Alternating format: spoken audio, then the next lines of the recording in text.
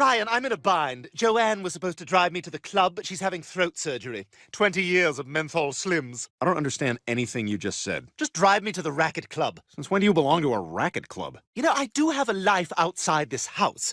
For example, I also write restaurant reviews for the newspaper under the name Hugh Cornwallis. So what, you gonna play tennis all day? No, I might also hit the treadmill and watch Kelly and Michael on mute with closed captioning. Kelly, it's like kale is everywhere these days, am I right? Michael, unintelligible. I love them. They have such an amazing chemistry. Ah, this is it, Bri. The Quahog Racket Club, where frail old men come to weigh themselves in the nude.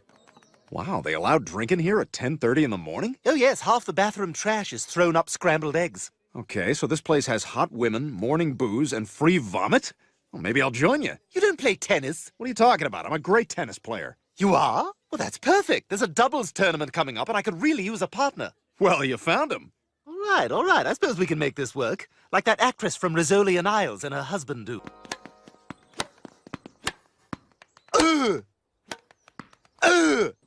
Very good, Stewie. You grunt like a Hungarian lesbian. Thanks, Dimitri. And, your testicles hanging out of your shorts again. I am cooling it. But where is this partner of yours? I don't know. He was supposed to be here 15 minutes ago. You're right.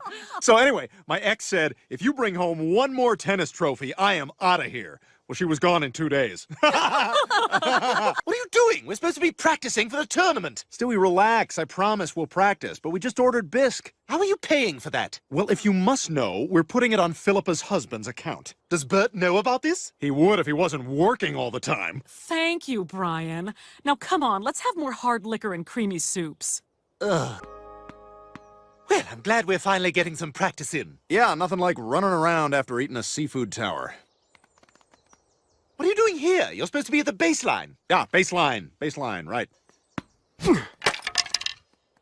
You've never played tennis, have you? Not once. Damn it, Brian! I entered us in that tournament because you said you could play.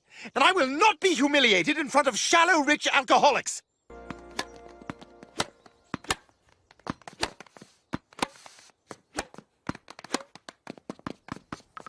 My word, Brian, you're really improving. We might actually win this thing. Thanks. You know, I just pretend that tennis ball is Mitch McConnell trying to roll back subsidies on the Affordable Care Act, and I'm like, nope! I know, it's going to be great. And I already know exactly where I'm going to put that trophy.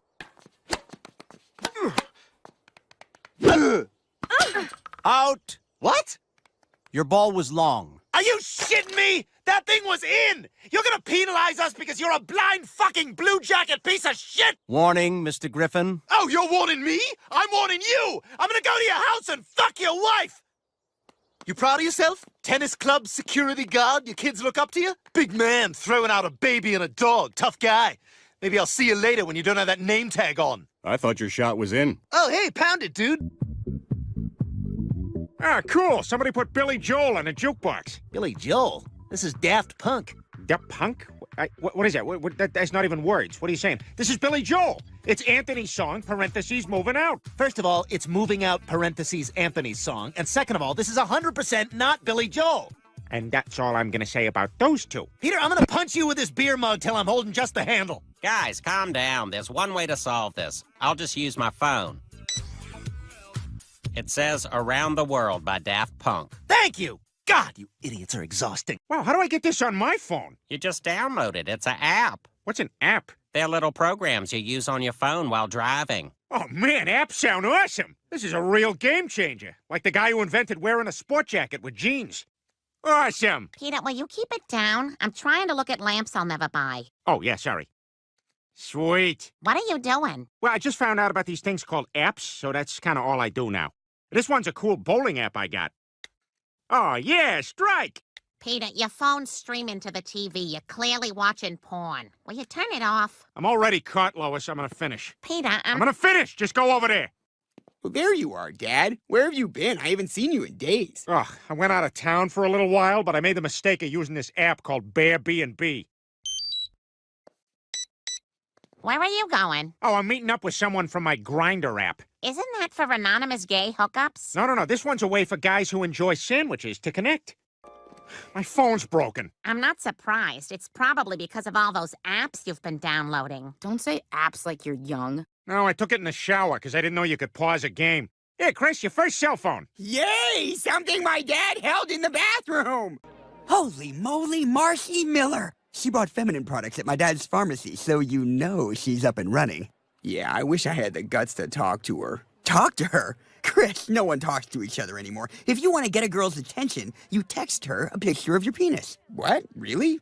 Are you sure? Oh, yeah. People who send their daughters to public high schools are basically asking for this. Well, I did just get this new phone from my dad.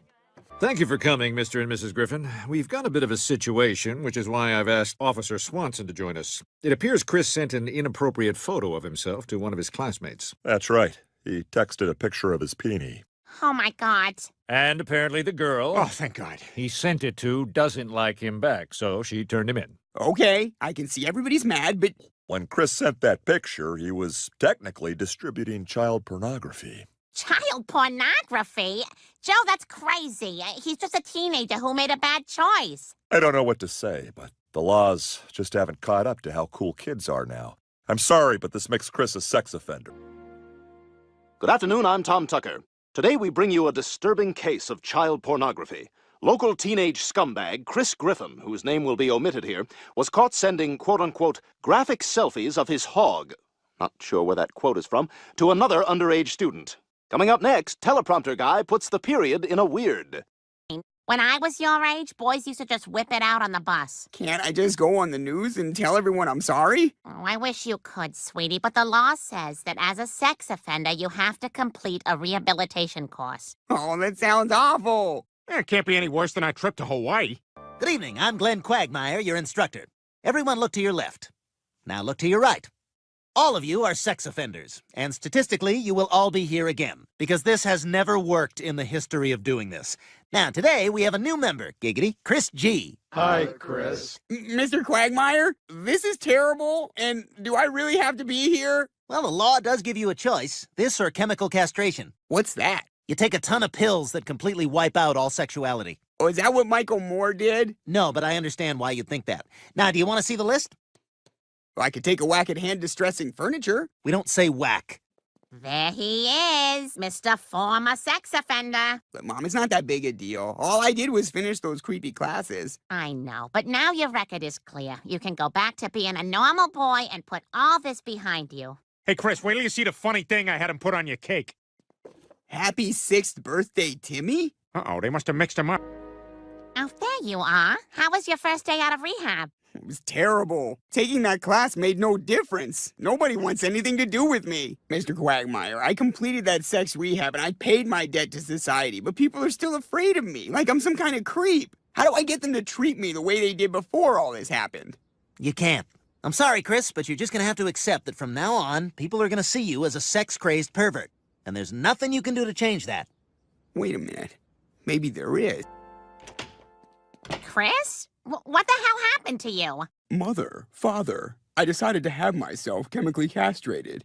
Why the hell would you do that? Now nobody will have any reason to be afraid of me or think I'm a pervert, and everybody can just treat me like normal again. Oh, my God, I can't believe my son's some kind of weird... Has anyone seen my sandals? Yeah, no, nobody's seen your sandals. Well, I'll just have to make another pair.